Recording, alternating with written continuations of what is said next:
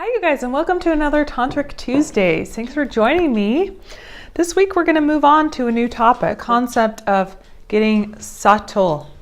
The practice of conscious connection and sexuality requires us to be able to get still and silent and subtle. And specifically, we're going to be talking today about getting subtle in the sensations of the body. The way that we Westerners have sex is very much friction-based, fast-paced, short duration in general. I'm just generalizing. I know this may not be everyone, but the practice of getting conscious and deep and lush and rich in your connections is the practice of learning how to get subtle into tiny, tiny, tiny sensations and getting deep and rich in your sensorial practice. I know that may sound a little esoteric or oddball, so let me give you an example of that. When you go through a deep meditation or meditative practice, what you'll find is that it heightens and awakens the sensorial systems in the body. So for example, when I came out of my first meditation sit, my sense of smell, my sense of taste, my sense of touch, my sense of hearing, my sense of sight, and each time I go back and each meditation practice I do day in and day out hones this. When I came out of those, my senses, it was like my sensorial system just came to life, and it was like on heightened levels. So I could be sitting somewhere and smell a faint scent that maybe another person wouldn't smell from 20 feet away. And when I got to drop into all the ranges of the sense of smell, it was like, oh wow, you open up a whole new world with that sense. It's the same thing with the sense of touch. And if we are having that orgasmic goal, friction-based sex, where you have sloppy lack of control and it's just wham bam, thank you ma'am, we're really only playing in a very, very, very tiny sensorial range. And our orgasm, our after orgasmic state, our pre connection state, our foreplay state, all of that is limited from that range. And that's what we're talking about in this course, is just opening up to all sorts of sensorial and sensory potentiality and deliciousness. Yes. So in order to get subtle so that you feel, and as I do this, I'm going to actually have you do this as a practice. Just close your eyes and put your fingertips together there and just take a second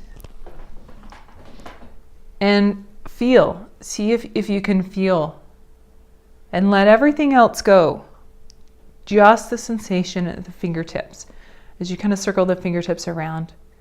And then see if you can move to just feeling the tip of the forefinger, the very, very tip of the forefinger, the sensations there.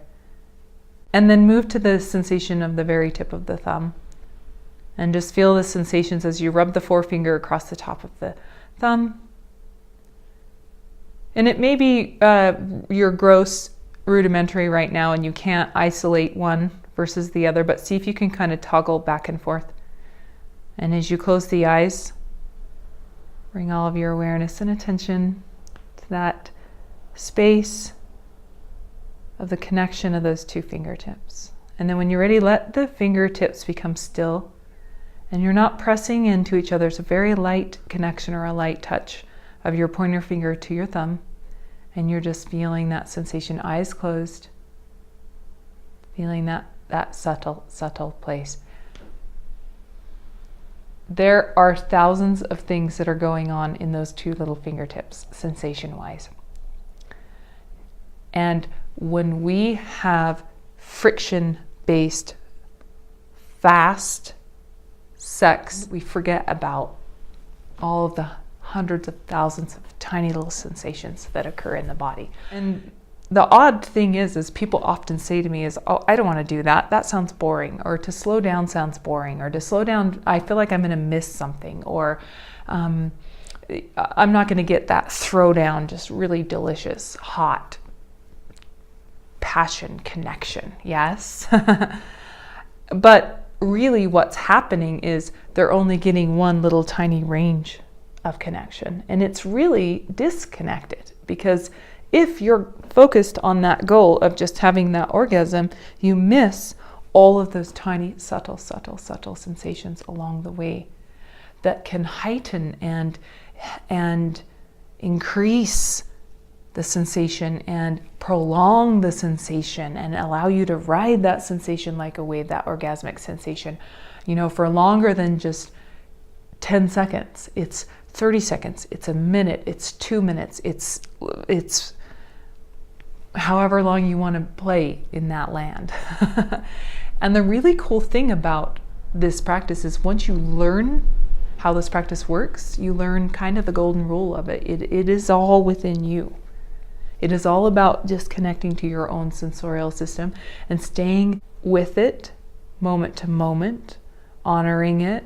And yes, I want to come into my yang energy, outgoing, moving, penetrating kind of energy. And I will talk about yin and yang energy as we go along. Or no, I want to sit back and ride this wave and just relax into my yin energy, my expansive, open, receptive energy, and play there. And you play in those places, moment to moment, sensorially, in 1,000 yummy, delicious layers, rather than just one layer. Yes. So in order to do that, we've got to, because it's a process that comes from the inside out, because it's a process that we have to be connected to internally to our sensorial system, we've got to start looking at how we see this bag of bones, this body, what our stories are about this bag of bones and this body, what we tell ourselves about this bag of bones and this body over and over, and how we live in and how we inhabit this bag of bones, this body. Do we get in it? Do we enjoy it? Do we appreciate the ranges of motion, the flexibility, the strength? All of that. It's about getting into your body, into your sensory system, and learning to play it like an instrument. So I'm going to talk to you today about some things that you can do to start thinking about, oh, what do I think about my body? Do I get in it? When I get in it, when I'm exercising, when I'm in yoga, when I'm in whatever practice I'm in, am I really present? Am I really in the senses of the body? So I'm going to give you some practices on the physical level. Maybe the next time you go on a jog or a run, or you're working out or lifting weights, I want you to start connecting to what's happening in my chest. Do I feel my heart pounding? Do I feel my muscles contracting? Do I feel that when I'm done, that stretch and open up and that nice, delicious release, that range of motion? Am I playing in my body, or am I just going to the gym for the sake of going to the gym? I love this. We're going to talk about yin yang coming up, but there was a girl that did a TED Talks and she narrowed down yin and yang energy to yang energy, which we traditionally attribute to masculine energy, which isn't necessarily true because we have both of these in us. It doesn't matter whether you're male or female. It's just yang energy is I am goal-oriented, focus-oriented, getting shit done energy. I'm going to the gym because I want to burn off 250 calories because I ate that candy bar or that thing, or I want to have a skinnier waistline, and that is my goal of going to the gym. Versus somebody who goes to a yoga class because they want to feel their body heated, stretched, strengthened. They want to feel the sweat running down their face. They want to feel their heart beating. They want to connect in that meditative state. They're more open, expansive, experience-oriented. It's experience versus kind of outcome-oriented. So same thing, she gives an example of like sipping your coffee for the taste of it, for the enjoyment of it, for smelling the flavor of the coffee, and just sitting down and having a moment, a little bit of a meditative moment in practice with your coffee or tea, versus I'm going to drink this coffee because it's going to give me caffeine and energy for the day. Yes, neither one is good or bad. We all do either one. We all have a balance of either one in us, and that's what this is about, is playing in those ranges. So next time you go to work out, maybe expand your horizon about how you see your workout. Maybe explore and push the edges and the boundaries of sensations in the body with your workout. Feel the air coming in, like your lungs just gasping for that air, and you feel you breathing in and out, and you're breathing hard and heavy, and you feel that sensation, or feel the heart palpitating in your chest, or feel, that after yin sweet afterglow of that's the same as in an orgasm, that after that kind of yin restorative chill out relaxation. So feel that maybe after your next workout. Another way that you can get into your body sensorially is to try a practice of moving meditation, because you're slowing down with the meditation. You're getting quieter and still, and it could be a guided walking meditation, or it could be a Tai Chi meditation or Qigong meditation where you're moving and you're feeling the sensations of your body and you're slowing down. That's a delicious one to get slow and subtle in the body and to connect to your sensations. Or it could be a practice of, at some point today, I'm going to open up one of my sense doors in a different and bigger and broader range than I normally do. When I come across a smell, I'm going to back up and really get slow and subtle with that smell and soak it in without judging, is that smell good or bad? Just feeling the ranges of that smell. Or you could do a sensory meditation practice. The practice that I do is Vipassana, and it's very much sensorial oriented. So I'm sitting on that mat meditating for that hour. I'm just going through and feeling all of the millions and millions of sensations that are going on in my body, and then just being equanimous with it, focused, feeling, being equanimous with it. And another way to get into our body is to strip the story away. That oftentimes we have a negative story about our body. I'm not good enough. I'm fat. Nobody wants me. I have a big belly. I have this. My body's not fast enough. My body's sick. My body's injured. I'm studying Byron Katie right now. I'm going through one of her audio books, and she was talking about the body, and she said, the body's never the problem. It's our story that we have about our bodies that creates that negative image. So that could be another place that you look at without judging, just saying for 1 week, I'm going to put a sticky and a reminder up, and I'm going to think, what thoughts did I have about my body today? Just being aware of what we're thinking about our body, those stories we tell it over and over.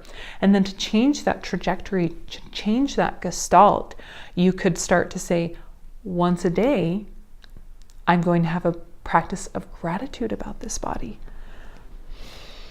that takes in breath, that allows me to move, that gets me from place to place, that is a beautiful Ferrari. I'm always saying this, you guys. Our bodies and our minds are like beautiful Ferraris. We can use them, pull them back and use them in service of our higher self, or we can let them drag us along and we can get stuck in the solidity of them and get stuck in the negativity of them. So what I found is that gratitude and ego, so ego about our body, of our ego could be negative, or even overly positive, like we're arrogant about our bodies or we're overly arrogant about something. Gratitude and ego can't hold the same space.